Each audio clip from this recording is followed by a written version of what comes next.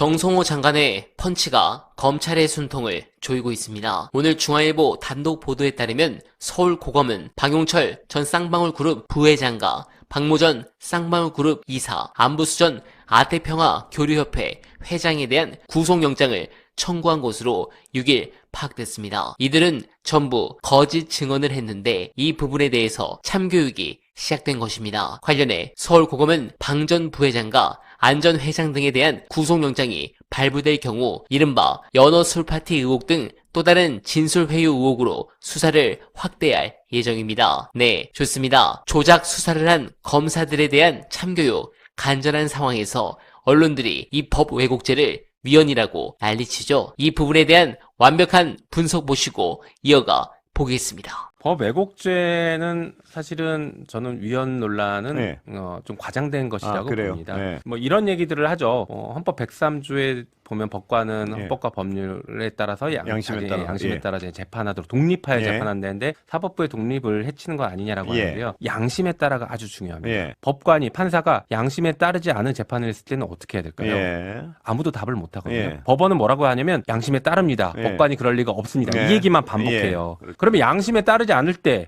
혹은 그 양심이 국민들의 상식과는 전혀 다른 매우 불공정한 양심이라고 주장할 때 이때 어떻게 할 거냐. 제어 장치가 필요하지 않느냐. 그것이 바로 법 왜곡죄입니다. 법관이 양심에 따르지 않은 것이 명백할 때에는 처벌할 수 있다. 그러니 제발 상식적인 양심에 좀 따라서 판결에 달라라는 것이죠. 법 왜곡죄가 사실은 그 판사나 검사나 수사관들의 이제 처벌을 하는 것이긴 한데 이 법 왜곡죄가 있음으로 인해서 판사나 검사나 수사관들이 자기 직무를 행할 때 그래도 한 번 더 공정하게 하려고 돌아보게 만들고 혹은 상급자가 부당한 지시를 할 때 이 지시는 내가 따를 수 없습니다라는 거부 명분으로 삼는 겁니다. 그래서 법 왜곡죄는 예방적 효과를 가져오는 그런 범죄다라고 보시면 됩니다. 그래서 법 왜곡이라는 게 표현이 모호하고 명확하지 않아서 처벌하기 어렵지 않냐라는 주장들이 많아서 저희가 이번에 통과시킬 때 법 왜곡의 유형 같은 것들을 세분화 시켰습니다. 구체화 시켰습니다. 그래서 법사위는 문제가 없다고 통과시켰는데 그 부분에 대해서 이제 아마 본회의 처리 과정에서 조금 더 뭐 명확하게 하자 주장한다라고 하면 조금 더 명확하게 표현하는 것들을 찾아보는 것도 가능하긴 하죠. 근데 이제 또 한편으로는 법원과 검찰은 이런 얘기를 합니다. 법 왜곡죄가 없더라도 직권남용, 직무유기 등으로 지금도 얼마든지 처벌할 수 있다 얘기합니다. 그래서 통계를 달라 했더니 검찰은 검사들이 직권남용, 직무유기로 처벌받은 통계 자체가 없다라고 하고 법원은 처벌받은 예를 찾기 어렵다. 이렇게 얘기합니다. 이게 현실입니다. 네, 공감합니다. 반드시 이들에 대한 참교육이 있길 간절하게 바라며 끝으로 드디어 12.3 내란의 핵심적인 진실이 나타나고 있습니다. 윤석열은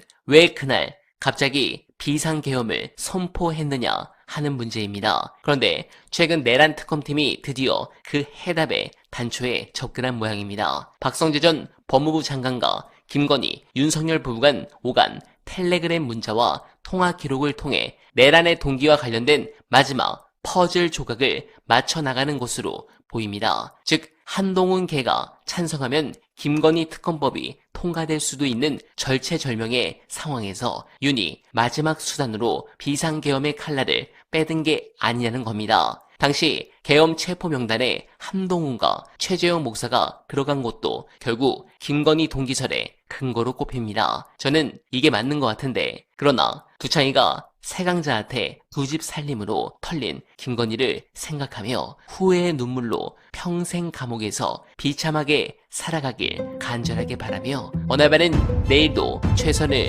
다하겠습니다. 여러분 고맙습니다.